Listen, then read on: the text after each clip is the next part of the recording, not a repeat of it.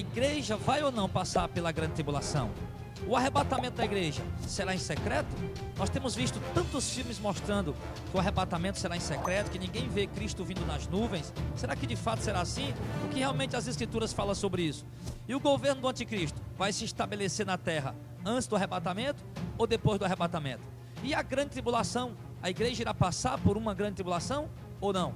Tudo isso agora nós vamos esclarecer para você à luz da palavra de Deus. A gente volta já em nome de Jesus. Muito bem, meus queridos, nós estamos já de volta, né? Como prometemos para você. E nós queremos começar esse debate hoje, debate Missão de Fé, né? Tá aí o meu filho Jardel Filho aí na operação aí da câmera. Tá aqui o nosso querido obreiro Aulicélio, nosso querido obreiro Gilmar, estão aqui conosco nesse dia para nós abordarmos esse tema, esse assunto. Queremos iniciar aqui com a leitura bíblica, está em Tito capítulo 2, versículo 11. Porquanto a graça de Deus se nos manifestou Salvador a todos os homens, educando-nos para que, renegadas as impiedades e as paixões mundanas, vivamos no presente século sensata, justa e piamente, aguardando a bendita esperança e a manifestação da glória do nosso grande Deus e Salvador, Jesus Cristo. Então, queridos, como o texto fala que a graça de Deus se revelou para nós e o próprio Deus tem nos preparado para a revelação do nosso Senhor Jesus Cristo até aquele grande dia. Porém, nós sabemos que antes daquele grande dia, muitas coisas deveriam acontecer, muitos sinais, muitas manifestações deveriam se manifestar. E nós ainda estamos hoje no século 21, 2000 anos depois que Cristo fez essas promessas de que voltaria.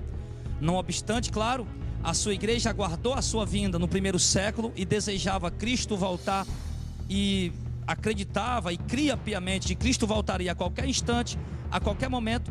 Porém, Cristo não voltou. E não voltou por quê? Porque esses sinais da sua vinda não se cumpriram na sua totalidade.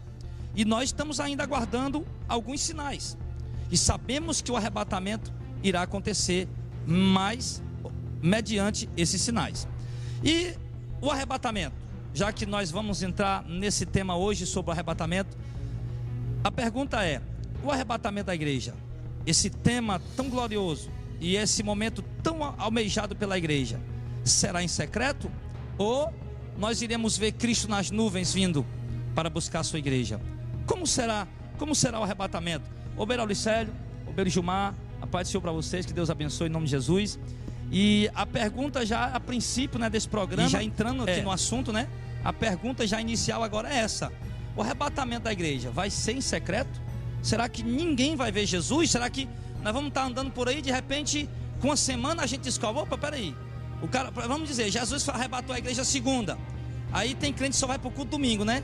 Aí o cara vai terça, quarta, quinta, sábado, domingo, aí chega na igreja, o que houve? Cadê o pastor? Cadê os irmãos? A igreja está fechada? Opa, tem alguma coisa diferente, né? Então, porque é isso que nós estamos vendo nos filmes, né? A gente tem visto isso nos filmes assim. Mas enfim, como é que vai ser? Vai ser desse jeito mesmo? A gente só vai saber, as pessoas que ficaram só vão saber que Cristo arrebatou a igreja quando chegar na igreja e ver a igreja fechada? Ou haverá um evento onde todos poderão ver? O que é que você acha disso? A paz do Senhor, meu querido ouvinte, meu querido internauta. A paz do Senhor para você que nos escuta aí nessa casa, neste escritório, onde quer que você esteja. E a pergunta que o pastor fez é bastante interessante. Que pergunta? Jesus virá em secreto? O arrebatamento da igreja será em secreto? Como o pastor falou, nós temos visto em filmes. Existe um DVD chamado A Última Trombeta. Você pode pesquisar também esse DVD A Última Trombeta. Os filmes deixados para trás, onde a igreja some ao redor do planeta, os crentes ao redor do planeta somem de uma hora para outra. Será que será assim? Vamos ver o que é que a Bíblia diz. Vamos deixar você com um pouquinho de curiosidade. Vamos ver ponto após ponto dentro das escrituras se será dessa maneira. Amém, glória a Deus. Irmão Gilmar, o que é que diz aí no programa, né? A paz do Senhor a todos, e que nós estamos aqui para esclarecer algumas verdades a qual o Espírito Santo tem nos concedido. Nós passamos para nossos irmãos e é assim, né, pastor? Porque nós vimos que muitos têm dúvida, mas se nós meditarmos na própria palavra de Deus, ali as 10 virgens, aquela parábola das 10 virgens, né, que representa também o arrebatamento da igreja, nós vimos que ali quando o noivo chegou, que representa Cristo, a palavra de Deus diz que ouviu-se um grito, né, pastor? Então, se ouviu-se o grito, então já vai ficando aí bem esclarecido que o arrebatamento vai ser sim percebido por todos, né? Glória a Deus, né? Então, querido, olha, antes de nós, Auricélio, redarguir, né, as posições, as teologias opostas ao que nós vamos pregar hoje, lembrando os irmãos amados, olha, nós não estamos aqui pregando para tentar criar uma doutrina nova. Se nós tivéssemos uma doutrina nova, nós ia sermos hereges. Nós estamos procurando reestabelecer, ou resgatar, ou restaurar a essência da verdadeira doutrina, tá? É isso que nós estamos procurando, é o nosso intuito aqui, tá? Refutar, claro, redarguir pensamentos contrários, doutrinas deturpadas, pensamentos contrários, não só por ser pensamentos contrários, porque a questão aqui que está em pauta não é o nosso pensamento, de fato é o que as Escrituras falam. Então o que as Escrituras falam, por exemplo, sobre a vinda do Senhor? Ele diz aqui o seguinte, no verso de número 29, e logo depois da aflição daqueles dias, Mateus 24, 29, o sol escurecerá, a lua não dará a sua luz, as estrelas cairão do céu, e as potências do céu serão abaladas.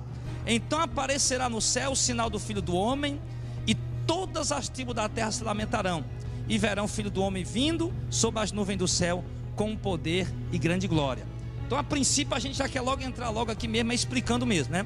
Como eu disse, antes de refutar, nós vamos mostrar os versículos que as pessoas falam que Cristo, que o mundo não vai ver Cristo vindo buscar a sua igreja. Mas nós queremos dizer para você, amado, que o evento do arrebatamento, ele vai ser um evento onde todo olho verá a vinda do Senhor para vir buscar a sua igreja. Todos os seres humanos que estão na terra verão Cristo vindo nas nuvens com poder e grande glória para buscar a sua igreja. Você vê Mateus 24, 30, diz que ele vai aparecer no céu, o sinal dele vai aparecer no céu. E quando ele aparecer no céu, o texto está mostrando aqui que o momento do arrebatamento, ele diz: todas as tribos da terra se lamentarão e verão o Filho do Homem sobre as nuvens do céu com grande poder e glória. Aí então, quando ele aparecer dessa forma, ele enviará os seus anjos com rígido clamor de trombetas, e ajuntarão os seus escolhidos dos quatro ventos, de uma a outra extremidade do céu. Então o texto é claro em dizer que de fato ele virá, né, de uma forma visível, não é isso? De uma forma visível. Exatamente, pastor. Quando a palavra diz que será com poder e grande glória e rígido clangor de trombetas, não tem nada de secreto nisso. Pelo contrário, nós vemos aqui uma manifestação gloriosa e bem barulhenta. Essa trombeta, eu creio que sim, será literal. Nós iremos ver e iremos ouvir a manifestação do Senhor Jesus Cristo nos ares. Inclusive aqui, Gilmar e Auricélio, o principal texto que fala do arrebatamento, né? O principal texto que fala do arrebatamento da igreja. Aliás, só existe um texto na Bíblia que fala do raptus da igreja, né? Porque a palavra arrebatamento é raptus, que significa tirados repentinamente e com força. Em outro momento tem versículo que se fala como aquele, né? Que o Senhor virá buscar o seu povo, mas não fala como. E um único versículo na Bíblia que mostra como Cristo virá buscar a sua igreja é 1 Tessalonicenses 4, no verso 15, que diz assim, ó: dizemos, pois, isso pela palavra do Senhor, que nós, os que ficarmos vivos para a vinda do Senhor, não precederemos os que dormem, porque o mesmo Senhor descerá do céu com alarido e com voz de arcanjo e com a trombeta de Deus. Então quando ele diz que ele virá, mesmo o Senhor virá do céu, né, que Jesus está lá no céu, ao lado do Pai agora no trono, ele descerá do trono, virá até os ares celestiais, até as nuvens, e quando ele vier até as nuvens, ele virá com seus anjos, e ele diz que ele virá com alarido e com grande clamor de trombeta, né? Lembrando que essa trombeta aqui não é a 7 trombeta do Apocalipse, ali é outro assunto. Essa trombeta é a trombeta do arrebatamento, que de fato será, como ele diz aqui, com grande alarido, com grande clamor de trombetas, onde os anjos virão, o texto deixa claro isso para nós, onde os anjos virão nas nuvens junto com Cristo, e Cristo virá ali com apresentação gloriosa, majestosa, né? E ali aquele barulho, aquele alarido, para quê? Para chamar a atenção do mundo todo. Aquele alarido no céu, aquele barulho no céu. Você vê que hoje passa um avião, as pessoas nem percebem o barulho. Passa um helicóptero, a pessoa nem olha para cima, nem percebe barulho. Então os anjos virão com grande alarido, com grande clamor de trombetas, exatamente para isso. Aí chamar a atenção da humanidade. E então ele diz: o Senhor descerá do céu com alarido, com voz de arcanjo, com trombeta de Deus. E os que morreram em Cristo ressuscitarão primeiro. Depois nós que ficarmos vivos seremos arrebatados juntamente com eles que ressuscitaram nas nuvens a encontrar o Senhor nos ares, e assim estaremos sempre com o Senhor, né? Então assim, o momento do arrebatamento, o exato momento do arrebatamento será dessa forma, né? Quando Cristo vem nas nuvens, ali com os seus anjos, com muito barulho, com muito clamor de trombetas, chamando a atenção do mundo todo, porque aliás, né, é importante falar isso, tem que falar isso, que antes desse momento, Cristo, que as pessoas virão Cristo nas nuvens do céu, haverão alguns acontecimentos, algumas horas antes acontecerão algumas coisas, tipo as estrelas, tudo ficará escuro, né? Haverá uma escuridão, haverá um terremoto, grande temor de terra, e as pessoas estarão alvoroçadas no meio da rua, uma escuridão tomará conta de tudo. Eu não sei como Deus vai fazer, mas eu creio que até as lâmpadas dos postes vai se apagar. Para reforçar o que o pastor acabou de ler, aqui no livro de Atos, no capítulo de número 1, verso 10 e 11, diz assim a palavra do Senhor: E estando ele com os olhos fitos no céu, enquanto Jesus subia, eis que 2 varões vestidos de branco se puseram ao lado deles e lhes disseram: Varões galileus, por que estáis olhando para as alturas? Este Jesus, que dentre vós foi assunto ao céu, virá de modo como o viste subir. Ou seja, os varões estavam ali olhando para o céu, os varões galileus, após a subida do Senhor Jesus Cristo, e contemplando a subida do nosso Senhor Jesus Cristo. E os anjos disseram a eles: Varões galileus, por que vocês estão com os olhos fitos nos céus? Esse mesmo Jesus a qual vocês viram subir, vocês o verão descer. Ou seja, se Jesus subiu de forma visível, ele voltará de forma visível. Amém. Então, irmãos, nós vemos também aqui um versículo aqui em Apocalipse, no capítulo 1, e o verso 7, né? Que diz: Eis que vem com as nuvens, e todo olho verá, até mesmo aqueles que o transpassaram, e todas as tribos da terra se lamentarão sobre ele. Sim, amém, né? Então, nós vemos aqui, irmãos, que é de costume nós, quando a gente passa muito tempo assim sem ver um irmão que realmente acredita nisso que eu me refiro, que a igreja não vai não vai ver a vinda de Cristo, né? O arrebatamento. Você já percebeu que quando a gente encontra um irmão que faz muitos dias que a gente não vê ele tem aquele seguinte ditado, né? Aqui no Ceará nós falamos o ditado, né? A maneira de falar. Irmãos, há quanto tempo eu não lhe via, eu pensei que tinha sido arrebatado. Quer dizer, para essas pessoas o arrebatamento vai ser em silêncio. É como se aquela pessoa tivesse sido arrebatada, né, Mauricélio? E aquela pessoa que está perguntando, nunca mais tinha lhe visto, eu achava que você tinha sido arrebatado. A gente mesmo tem esse ditado às vezes com o irmão, né? Isso. Mas o próprio texto que o Gilmar acabou de ler, Apocalipse 1:7, ele diz a mesma coisa que nós estamos lendo desde o começo, né? Que eis que vem com as nuvens e todo olho o verá. Todo olho o verá. Até os mesmos que o transpassaram, e todas as tribos da terra se lamentarão sobre ele. Sim, amém. Então sabe, é uma doutrina homogênea, não é isso a palavra? É homogênea, uma doutrina que se alinha, né? Uma doutrina que você vê que nós não estamos aqui baseando essa doutrina num versículo. Nós estamos aqui lendo vários versículos, já foi lido aqui agora, se você for contando aí, já foram lidos mais de 10 versículos, para mostrar que a vinda de Jesus não vai ser em secreto como as pessoas pensam. Que de repente, opa, cadê o fulano de tal estava sentado ali, cadê o Beltrano estava ali, né? Não vai ser dessa forma. Diz que todo olho vai ver quando ele vier nas nuvens para buscar a sua igreja. De fato, todos os textos dizem isso, mas o mais forte mesmo, o mais forte de todos é o que nós acabamos de ler, que é 1 Tessalonicenses 4, verso 15, 16, 17, onde ele disse claramente sobre a vinda do Senhor. E só como a gente falou, né? Alguns momentos antes, Auricélio, dessa vinda, para que as pessoas tomem ciência do que está acontecendo, é preciso que aconteça alguns eventos. A partir do verso de número 25. Haverá sinais no sol, na lua e nas estrelas. Sobre a terra, angústia entre as nações, em perplexidade por causa do bramido do mar e das ondas. Haverá homens que desmaiarão de terror e pela expectativa das coisas que sobrevirão ao mundo, pois os poderes do céu serão abalados. Então, somente então, pastor, justamente o que o senhor acabou de falar, que o sol escurecerá, a lua não dará sua luz, e as estrelas cairão do céu, e a humanidade, que o senhor acabou de falar, ficará perplexa. O que é que está acontecendo? A terra está mergulhada em trevas. Ninguém vê ninguém, está uma treva profunda aqui. Eu acho que a gente poderia usar como exemplo aquela treva que Deus mandou para a terra do Egito, trevas palpáveis. E no verso 26, e haverá homens que desmaiarão de terror pela expectativa das coisas que sobrevirão ao mundo. Ou seja, meu querido, aqui não fala nada em secreto. Nós vamos ver no verso 27 que ele diz: então, somente depois disso tudo, se verá o Filho do Homem vindo numa nuvem com poder e grande glória.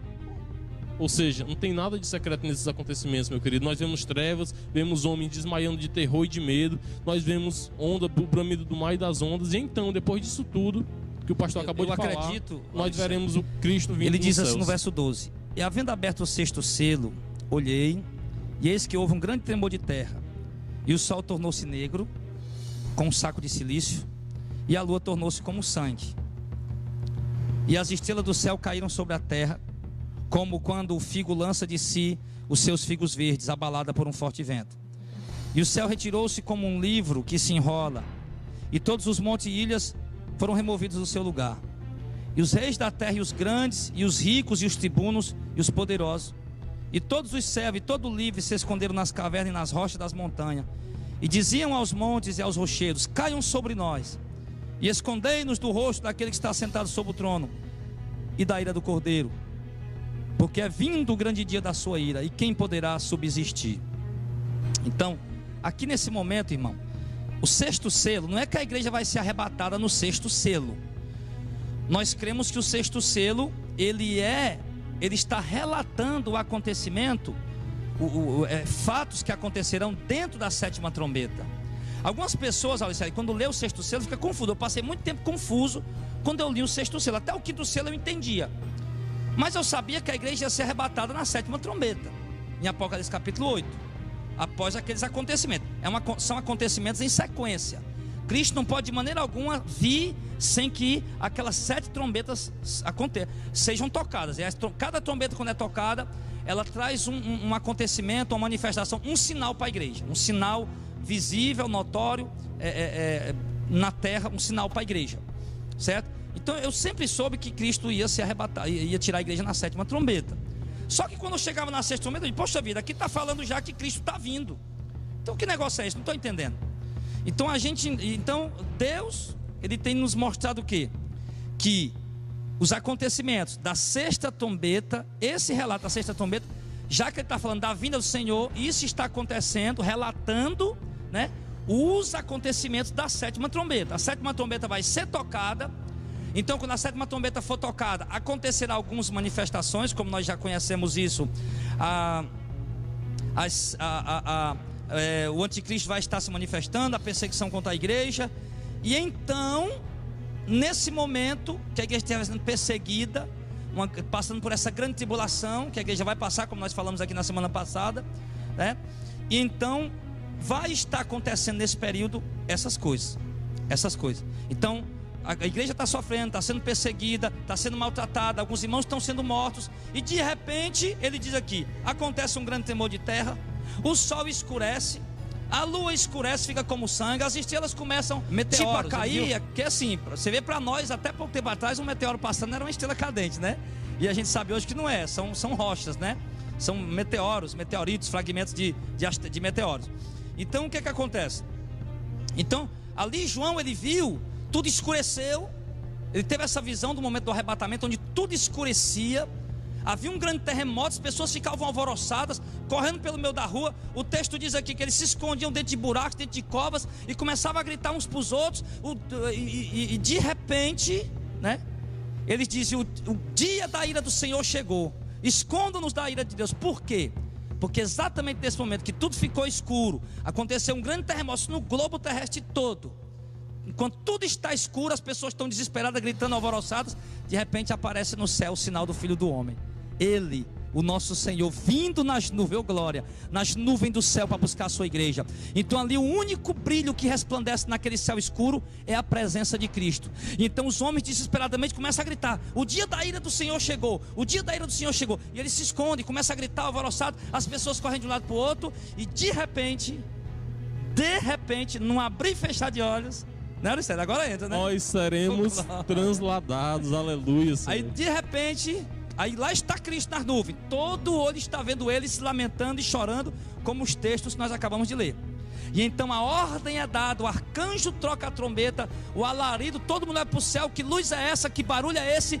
O grande dia da ira do Senhor chegou. Se escondam, nos cubram, para que nós não sejamos condenados. E então o Senhor dará a ordem. E quando o Senhor der a ordem, o Espírito do Senhor, que é o selo de Deus na nossa vida, ele saberá, o momento chegou. Então o Espírito Santo nos levará ao encontro do Senhor num abrir e fechar de olhos, como um relâmpago que se mostra do Oriente ao Ocidente, como, o que mais que ele usa? Um relâmpago que se mostra do Oriente ao Ocidente, como um abrir e fechar de olhos. E então a igreja subirá ao encontro do Senhor nas nuvens, para estar para sempre com o Senhor. Pastor? Oh, glória a Deus. Essa luz é tão forte que vai ser a mesma que excedeu a luz do sol, né? Quando na conversão de Paulo, né? No caminho de Damasco. Mais forte, né? A palavra de Deus diz que foi mais forte que o sol. Que a luz do excedeu sol. A luz do sol.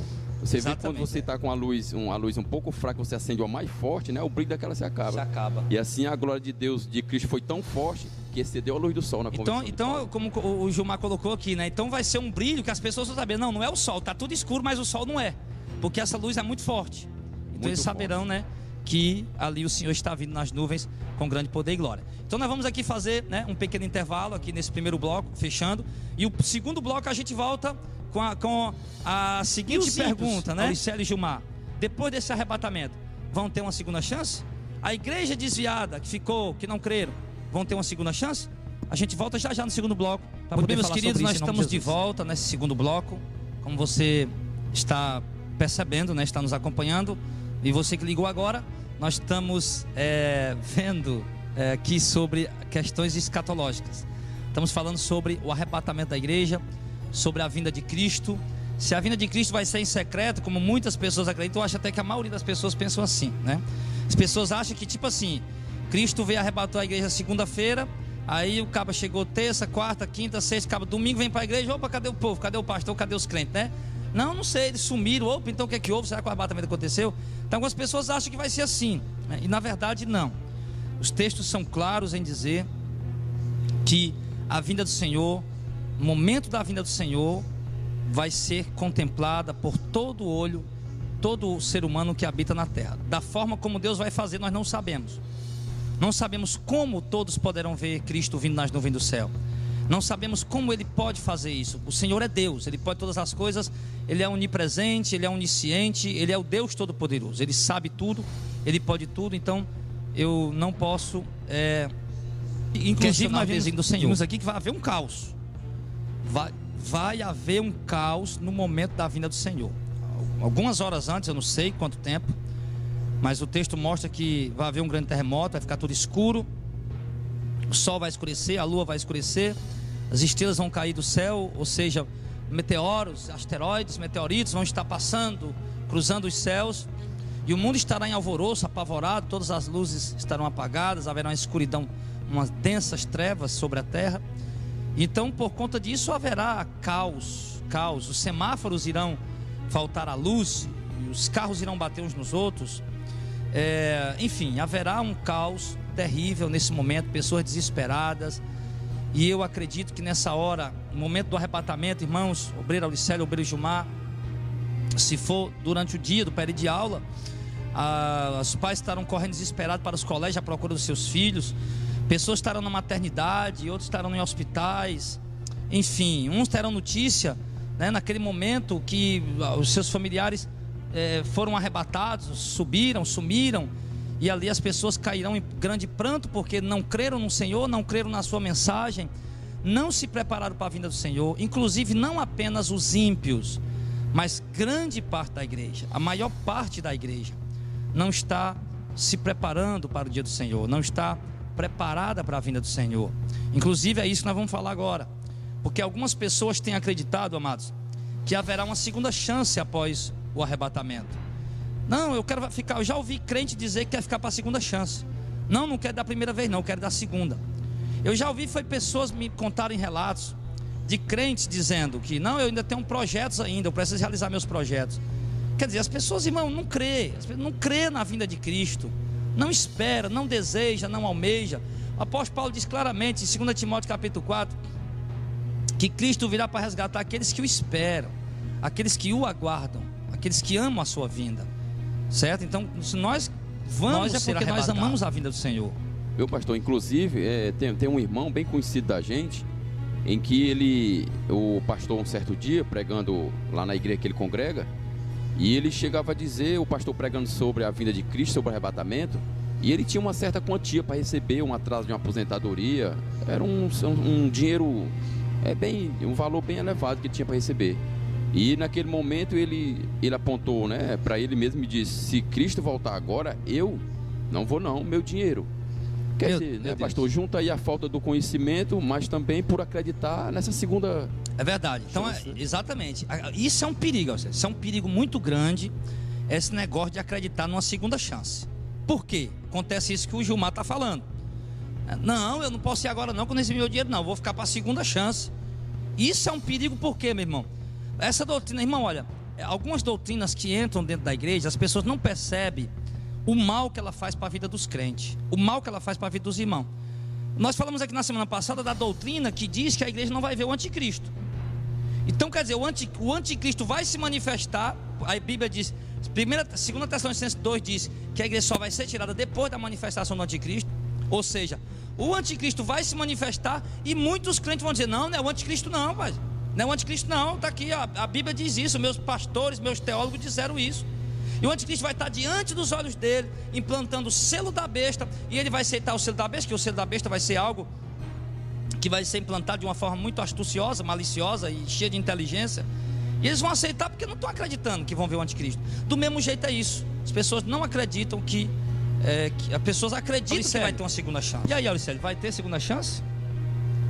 Para quem ficar? Por sinal, quem não for eu vi arrebatado? vocês falando aqui, aí lembrei, tem gente na minha família que já chegou a dizer para mim que antes de conhecer essa doutrina que nós estamos pregando aqui hoje, essa pessoa pensava em ir na segunda chance. Segunda chance, ou seja, segunda chance, eu ouvi alguém brincar e dizer, é o purgatório dos crentes. É o purgatório dos crentes. A igreja romana prega que se a pessoa morrer, vai para um purgatório e tem chance de sair de lá. Igualmente, os crentes pensam que quando Jesus voltar, terá uma segunda chance para arrependimento.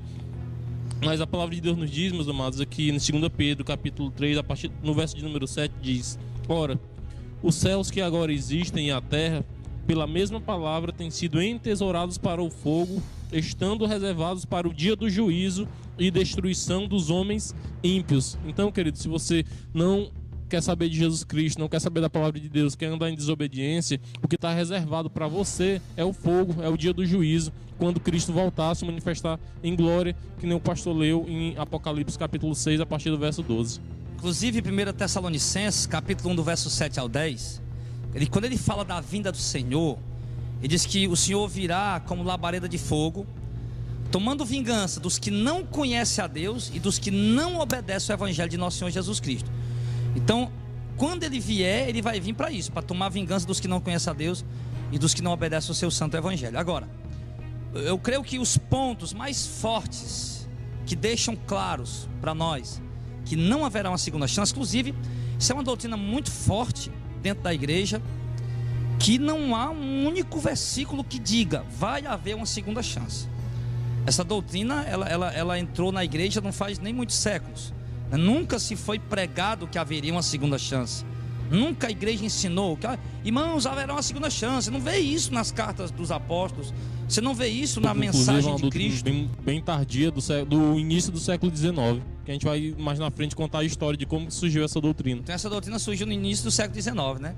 Então o que é que acontece? Então um dos textos mais fortes que fala, por exemplo, as escrituras dizem que o dia do Filho do Homem, o dia da vinda de Cristo, será como nos dias de Noé, será como nos dias de Ló. Claro que ali ele mostra muitas coisas, né? Ele fala que casava, dava sem casamento, isso ele falando do divórcio, do segundo casamento, bebiam, comiam, fala das diversões, das farras, das orgias que a sociedade vivia.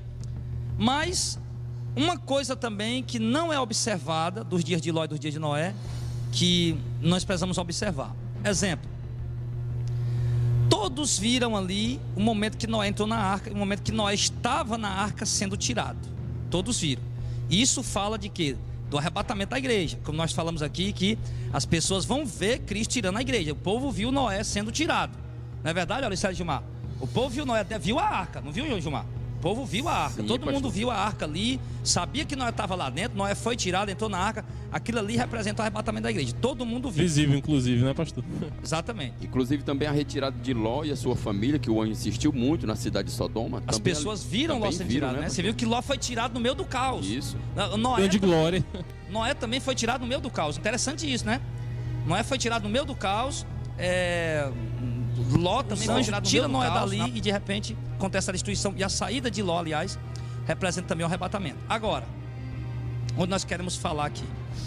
Então ali todos viram, né? Noé na arca saindo, viram Ló também saindo da cidade, mas não podiam acompanhar. Então, o que acontece? Quando Noé entrou na arca, houve segunda chance para as pessoas que ficaram? De maneira alguma. A palavra diz que todos foram submersos e não ficou nenhuma alma vivente. Não ficou nenhuma Deus alma fechou vivente, a porta, né? Isso. Para ninguém poder abrir, não é isso? Interessante que o Gilmar colocou agora, viu? O texto muito bem lembrado. A Bíblia diz que o próprio Deus fechou a porta, não foi Noé. O próprio Deus fechou a porta por fora. Por quê? Porque ali acabou essa oportunidade. Se fosse pelo Noé, por exemplo, se fosse nós subindo, eu, o Auricélio e o Gilmar, nós ia querer, se nós pudéssemos levar, nós arrastava nossa mãe, nosso pai, um familiar. Então, o próprio Deus quem tira a igreja e quem sela a porta da graça, para que não haja mais oportunidade. Quando Noé entrou na arca e foi tirado, representando o arrebatamento, não houve mais chance para ninguém. Todos foram julgados e condenados.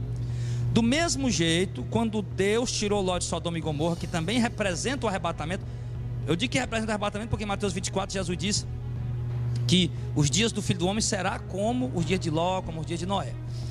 Então, quando o Senhor Deus tirou Ló de Sodoma e Gomorra, houve segunda chance para alguém? Uma. A palavra é bem clara em dizer que tanto no dilúvio como na destruição de Sodoma e Gomorra, dilúvio a terra foi destruída com água, Sodoma e Gomorra destruída com fogo. Depois que os justos, depois que Deus olhou do céu para a terra e viu aqueles homens justos, tiraram e desceu juízo, como mostra em Apocalipse, que nós vamos ver mais na frente também. Esse é o motivo, meu irmão. Você não vai encontrar nenhum versículo da Bíblia dizendo vai ter uma segunda chance, não. Que os apóstolos escrevem veementemente, aliás, diligentemente, e trazendo as exortações com veemência, advertindo a igreja que se prepare, que estejam prontos para a vinda do Senhor. Por quê? Porque eles sabiam que não haveria segunda chance, não haveria segunda chance. E o texto, de fato, o texto mestre, o texto chave, o texto base dessa doutrina, que não haverá uma segunda chance após o arrebatamento, seria bom que houvesse, sem dúvida alguma, amado. Olha, tem muita coisa, a gente prega, não é que a gente não queria que houvesse, seria bom que houvesse. Ah, como seria bom que houvesse? Assim, com certeza, todos os outros iam ser salvos, né? Todo mundo viu que a igreja foi arrebatada, então agora estava ali o anticristo, tudo. Então, quer dizer, seria muito bom que houvesse, porém, já estarão todos selados com o selo da besta, né? Porque o selo da besta vai ser exatamente no período que a igreja está aqui. Então já estarão todos selados, não tem mais como retroceder ou como voltar atrás. Mas entenda uma coisa, Mateus 25 fala de comparar a igreja a 10 virgens. E fala que o noivo, as 10 virgens se prepararam, né? Pegaram ali suas lâmpadas, porém haviam 5 delas que eram prudentes, levaram azeite. Outras 5 não eram prudentes e não levaram azeite. E quando o noivo tardou, que representa a vinda de Cristo que está tardando, então deu a meia-noite. E nós sabemos que casamento não acontece meia-noite, nem aqui no Brasil e nem na tradição judaica. Casamento não acontece meia-noite. À meia-noite o noivo chegar para se casar, isso não acontece. Então quando ele diz, aí à meia-noite ouviu-se o clamor, aí vem o esposo. Esse é o momento da vinda de Cristo, que ele fala que será fora de qualquer... Embora nós sabemos o tempo, que Jesus falou que nós conheceríamos o tempo pelos sinais, mas nunca saberíamos o dia nem a hora.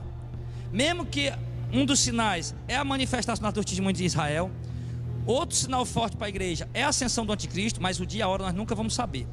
Então deu meia-noite, fora de previsão, ouviu-se um clamor, aí vem um esposo, né? Aí então o esposo chega, e o que é que o texto diz, Gilmar? O texto diz que quando o noivo chegou, quando as pessoas estavam ali, olha, o noivo chegou, opa, me dá do teu azeite. Ou seja, quando verem que tudo escureceu, como nós falamos agora há pouco, tudo escureceu, o povo naquele alvoroço, desesperado, né? Vindo Jesus nas nuvens, alguns vão querer se arrepender naquela hora. Alguns vão querer pegar o azeite, não, vamos procurar azeite aí, porque o nosso não pode dar não.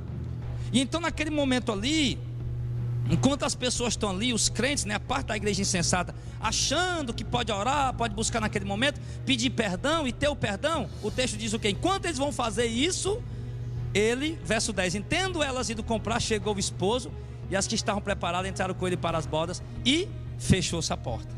Aqui sela tudo. As que estavam preparadas entraram com o noivo para as bodas. As 8 que não estavam preparadas, você lembra que nós falamos agora há pouco, o Cristo lá nas nuvens, com grande clamor de trombeta, alarido, o povo aqui desesperado, a parte da igreja desviada, me perdoa Senhor, me perdoa, e aqueles que estão prontos naquele momento são tirados, e a porta se fechou. E quando ele fala que essa porta se fechou, ele fala que encerrou-se as oportunidades, né? E pastor, e essa porta é fazendo uma alusão à mesma porta da arca que o irmão Gilmar frisou muito bem aqui. Gênesis 7,16. Amém. Deus fecha a porta da arca e no verso 11 vai dizer, elas vão pedir para abrir a porta no verso 11. Então, quando ele diz que ele fechou a porta, né, exatamente faz uma analogia à porta da arca de Noé, a porta da arca de Noé, que fechou-se, a oportunidade não teve mais chance. Quando Deus fechou a porta, não houve mais oportunidade. Aqui, quando Cristo, olha irmão, Mateus 25, do 1 ao 13, é o arrebatamento da igreja. Não, isso não é uma alegoria, isso é o arrebatamento da igreja. Jesus está usando aqui uma parábola para ilustrar como vai acontecer o arrebatamento. Esse texto fala do arrebatamento. Então, quando a igreja preparada for tirada, a porta vai se fechar, ou seja, acabou essas oportunidades. Depois, só para você ver, depois no verso 11, chegaram também as outras virgens, dizendo: Senhor, Senhor, abre-nos a porta. Ou seja, muitos vão bater. Quando fala abre-nos a porta, isso representa os ímpios vão estar desesperados e não acham mesmo que não pode fazer nada. A igreja desviada acredita que orando, batendo quer dizer orar, né? Bater, abrir, se usar. A igreja desviada, as virgens insensatas que não se prepararam, acha que vão bater, vão orar, clamar, gemer, rolar pelo chão, clamar, e vão ter uma segunda chance. Senhor, abre-nos a porta. Porém a resposta do Senhor será o seguinte, 12. Ele, o Senhor Jesus, respondendo disse: em verdade vos digo que não vos conheço. Ou seja, ele não abriu porta. E ele alerta para nós: vigiai, pois, porque não sabeis o dia nem a hora em que o Filho do Homem virá. Ou seja, vigie, porque não haverá uma segunda chance. Cristo vem buscar uma igreja preparada. Cristo vem buscar o povo que ele comprou, que ele remiu, que ele redimiu, que ele resgatou pelo seu sangue.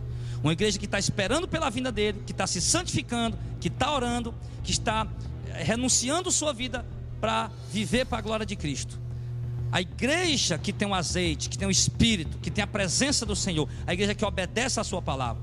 A parte da igreja insensata, a igreja dos shows, a igreja do comércio, a igreja das heresias, da teologia da prosperidade, a igreja das conquistas terrenas, da visão de glórias terrenas, a igreja que não tem o azeite, que não tem a presença do Espírito Santo, a igreja das campanhas, dos amuletos, a igreja das apelações, dos dízimos por obrigação, das ofertas, dos votos exagerados, dos votos e das ofertas, dos envelopes de ofertas ungidos e consagrados. A igreja que não tem o Espírito Santo, a igreja que não tem o azeite, e o resto do mundo vai ficar. E depois vão pedir uma oportunidade e não haverá jamais, porque a porta da salvação terá se fechado.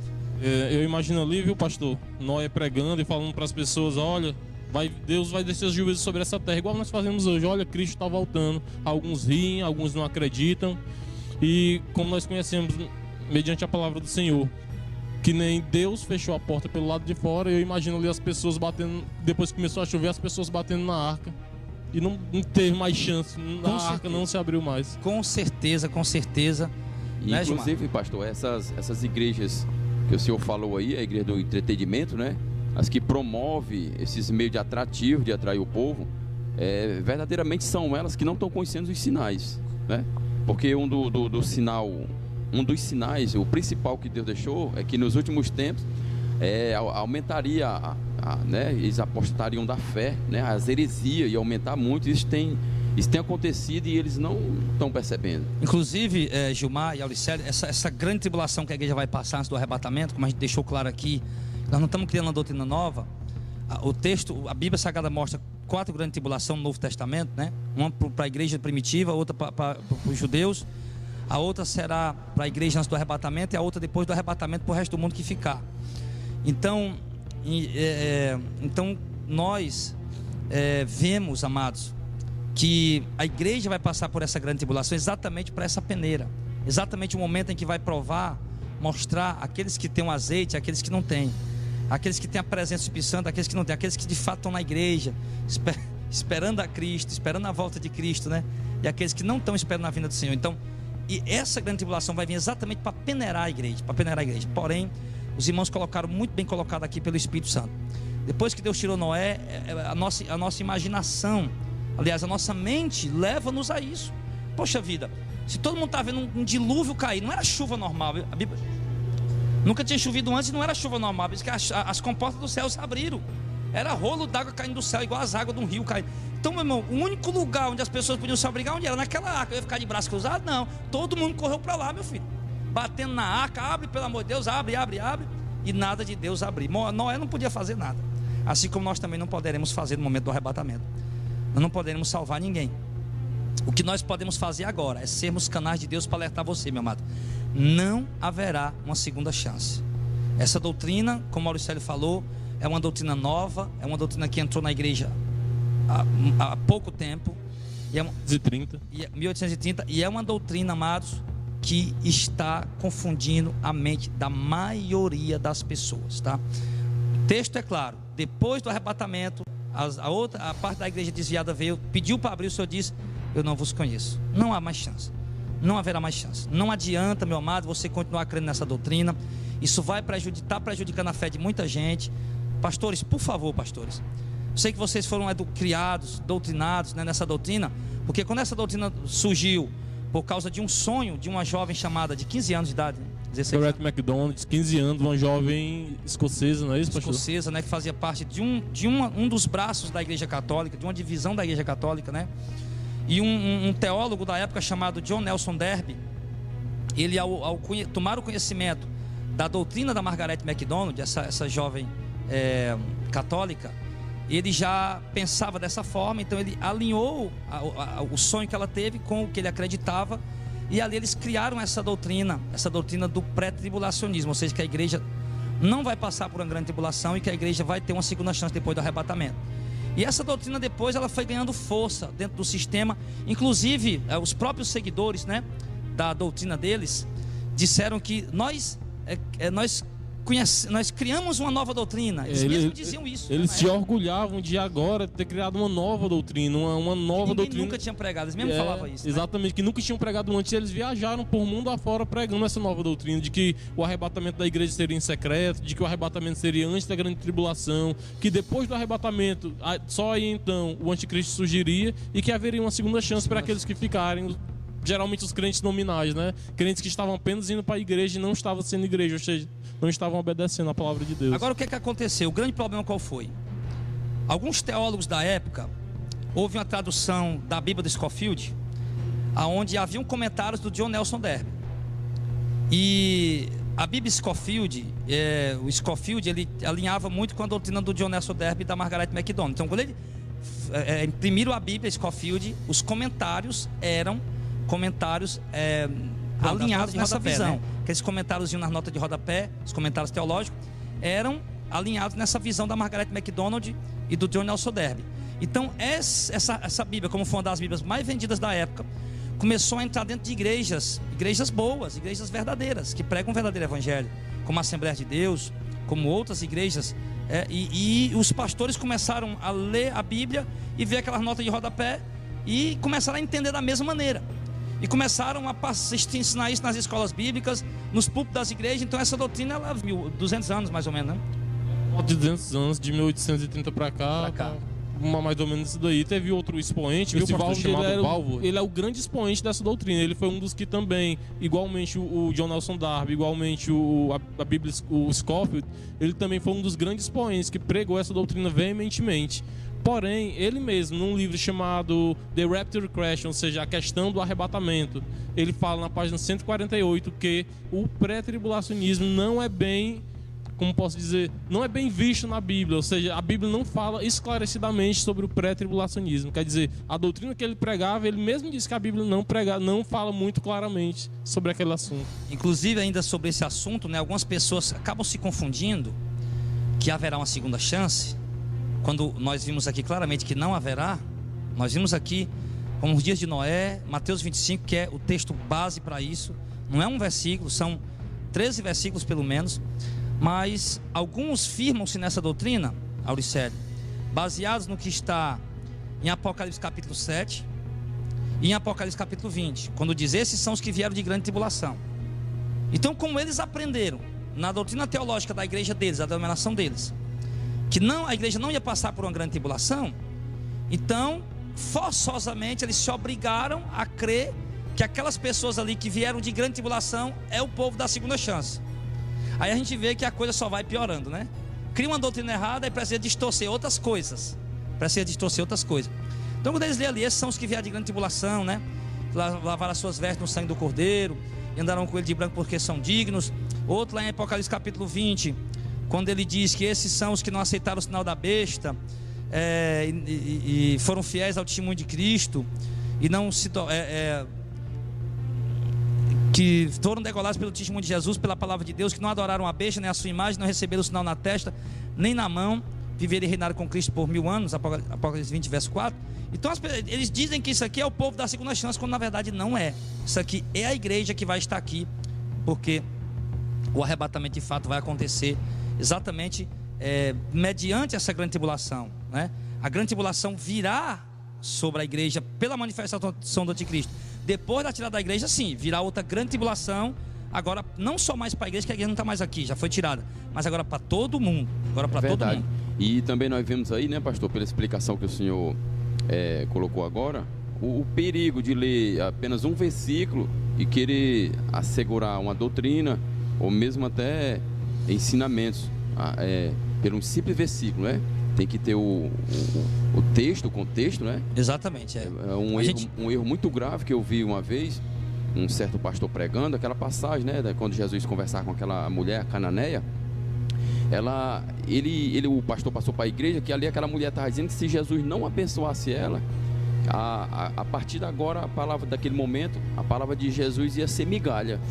Então, mais na frente eu vi no contexto que Jesus viu foi grande fé naquela mulher, admirou Exatamente. A fé daquela mulher. Então é o perigo de ler um versículo, né, e que não leu o contexto, né? Isso, não leu Inclusive o contexto. Outro dia a gente estava fazendo um protesto, né, num show gospel, e saiu um rapaz lá e veio tentar nos contestar, ou veio nos contestar e tentar nos refutar.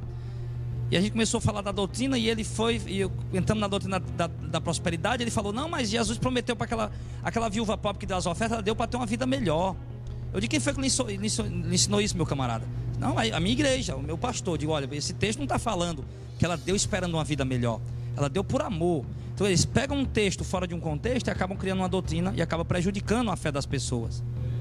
Falam muito que Jesus veio para nos dar vida e vida em abundância, usando que essa vida em abundância é uma vida com riqueza aqui nessa terra.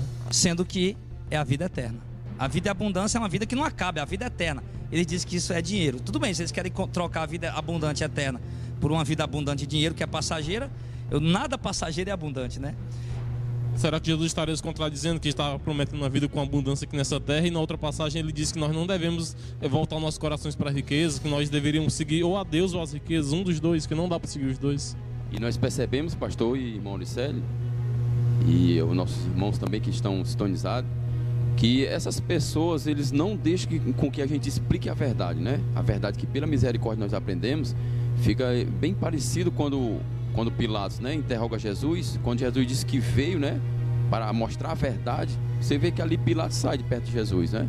Ele não dá, vamos dizer, a chance de Jesus falar a verdade para ele. De maneira alguma, queridos, nós queremos aqui dizer que nós estamos com toda a verdade, que nós estamos com toda a razão, certo? Nós sabemos que o assunto escatologia é um assunto muito polêmico, muito complicado, de visões diversas, tá?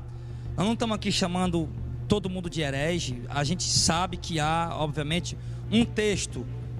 Não, esse texto aqui parece que está querendo dizer isso. Não, ele parece que está querendo dizer isso. De fato, há textos que eles direcionam para alguns sentidos, que algumas vezes a gente não consegue entender claramente o que aquele texto quer dizer. Mas uma coisa que eu adotei para mim, e passo isso para os obreiros do nosso ministério que prega a palavra, é que um texto, para se interpretar um texto de uma forma correta, ele precisa se alinhar com todo o resto da doutrina. Se a doutrina toda diz uma coisa e um texto apenas diz algo diferente, então peraí, a gente tem que ver, não, esse texto ele tem alguma coisa que eu não estou entendendo. Ou ele foi traduzido de uma forma errada, ou eu não estou entendendo o que ele quer dizer. Porque eu já li 10 outras passagens, diz uma coisa, esse texto aqui está contrariando. Então eu vou procurar entender melhor esse texto, como por exemplo aquele texto do casamento, né? Em todas as 1 Coríntios 7, Romanos 7, as outras passagens dos evangelhos que Jesus diz que a mulher não deve deixar o marido, se deixar que fique sem casar ou que volte para o marido. Paulo diz em Romanos 7 que a mulher que deixa o seu marido e casa com outro, tendo o seu marido vivo, está em adultério. Mas se o marido morrer, está livre da lei do marido para casar com quem quiser. Jesus diz que se o homem deixar a mulher e casar com outra, está adulterando. E quem casa com a repudiada, ela não teve nem culpa de ter sido repudiada, mas quem casa com ela também comete adultério. Aí há um único versículo onde diz que, a não ser por causa de porneia, né, de prostituição, está cometendo. O homem que deixar a sua mulher e casar com outra, a não ser por causa de prostituição. As pessoas pegam esse texto e acham que Jesus está mandando o cara casar de novo. Acha que Jesus está dando ali um álibi, incentivando a pessoa a casar novamente. E não é bem isso que o texto está dizendo. Quer dizer, esse texto, esse versículo único, ele está contrariando tudo que Jesus falou nas outras passagens, tudo que os apóstolos ensinaram na outra passagem. Então, quer dizer, é um texto que tem que ser melhor esclarecido, melhor entendido, melhor estudado, para poder esclarecer. Eu não posso pegar um texto e contradizer toda uma doutrina que é formada em vários outros textos, alinhados e que falam claramente. Não são textos obscuros, são textos que falam claramente. Então o que a gente está querendo dizer aqui é que, de fato, há textos mal interpretados, há textos que são interpretados à luz da nota de rodapé, e nem toda nota de rodapé, meu filho, está correta. Pelo menos a Bíblia Scofield, com a visão, dessa visão pré-tribulacionista, do sonho da Margaret MacDonald, da teologia sistematizada do John Nelson Darby em relação a esse assunto, que é uma teologia deturpada, uma teologia adulterada, que não se alinha com a verdadeira doutrina que os apóstolos e Cristo falaram sobre esse assunto. Então isso traz prejuízo para a fé das pessoas. Porém, como eu estava dizendo, nós não estamos aqui, queridos, com o intuito de querer dizer que nós sabemos tudo, né? Que nós estamos com toda a razão, claro. Nós temos que entender que nós estamos falando de uma doutrina aqui que ela foi pregada desde o começo da igreja, e que ela está alicerçada em vários versículos. Uma doutrina dessa não tem como ela estar equivocada. Textos claros estão dizendo exatamente, que não haverá segunda chance. Nós já falamos aqui, essa doutrina do arrebatamento pré-tribulacional foi criada a partir de 1830 para cá, ou seja, bastante tardiamente. Quer dizer, os apóstolos erraram, os pais da igreja estavam errados, os reformadores estavam errados. Aí chega na presente era, de 200 anos para cá, e agora eles que estão certos. Quer dizer, toda a história estava errada, e agora eles que estão certos. Só quem estava certo era o John Nelson Darby e a Margaret MacDonald, né? Sonho que nós não sabemos. Bem como nós sabemos, nós não podemos criar doutrinas através de sonhos, de visões. Por conta de sonhos e visões, nós temos muitas heresias, muitas seitas foram criadas por causa de sonhos e visões. Inclusive, né, irmão, isso é de uma bem conhecida aí, em que foi criada através do mover de uma mesa conjunto com as cadeiras, né? E dali já estudaram aquilo ali, criaram aí do mover de uma cadeira e das mesas, né? Que foi criada aí essa doutrina, esse ensinamento do espiritismo, né? Dos espíritas, pra né? gente fechar hoje esse assunto, concluir esse tema, não fica dúvida. Eu passei muito tempo da minha vida crendo que a igreja ia ser tirada antes do arrebatamento, que a igreja ia ser arrebatada antes de uma grande tribulação. Eu passei muito tempo da minha vida crendo que haveria uma segunda chance. Eu passei muito tempo da minha vida crendo que a igreja não ia ver o anticristo, porque eu ouvia os meus tutores pregando e era o que eu acreditava. Mas quando eu busquei, vamos dizer assim, conhecer as escrituras, eu mesmo conhecer as escrituras, o que elas dizem, eu comecei a perceber que de fato as coisas não eram bem como eu estava aprendendo. Então, querido, olha, vai haver divergência teológica em alguns pontos, em algumas doutrinas, vai. Mas nem toda divergência teológica é uma heresia, entenda isso. Nem toda divergência teológica é uma heresia. Uma divergência teológica só chega a ser uma heresia prejudicial para a salvação das pessoas quando ela chega a mexer na doutrina da salvação, nas doutrinas pilares, nas doutrinas principais, nas doutrinas salvíficas das escrituras sagradas, certo? Agora, há doutrinas perigosas, que essa nós podemos sim considerar heresias perigosas, como a doutrina do pré-tribulacionismo, que a igreja não vai ver o anticristo. Isso é uma doutrina perigosa, isso é uma heresia perigosa. Isso sim é uma heresia, porque é perigosa, porque ela está desviando a atenção das pessoas. O anticristo preparou essa doutrina para quê?